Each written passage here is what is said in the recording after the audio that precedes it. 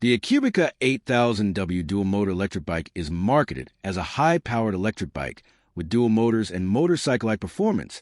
But the real question is it actually worth the price? Now, to be fair, dual motor electric bikes can offer real advantages.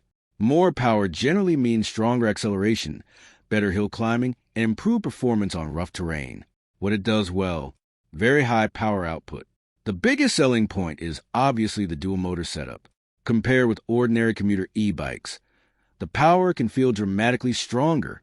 Strong hill climbing ability. Dual motors can handle steep inclines more easily than lower power models, where the hype falls apart. 8000W marketing can be misleading. This is the biggest issue. Some sellers advertise peak power numbers rather than sustained output. The real-world experience may differ from a headline number. Legal issues may exist.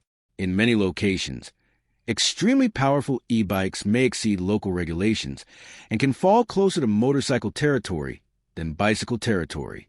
Battery claims should be viewed carefully. Range estimates are often measured under ideal conditions with lighter riders and lower speeds. So, is the Ekubyka 8000W worth the price? Short answer: it depends on what you want. If you're looking for raw power, aggressive acceleration, and off-road capability, it may deliver a fun experience. But if you're looking for a practical, everyday e-bike, the extra power may be unnecessary. Thanks for watching. Don't forget to like and subscribe for more videos.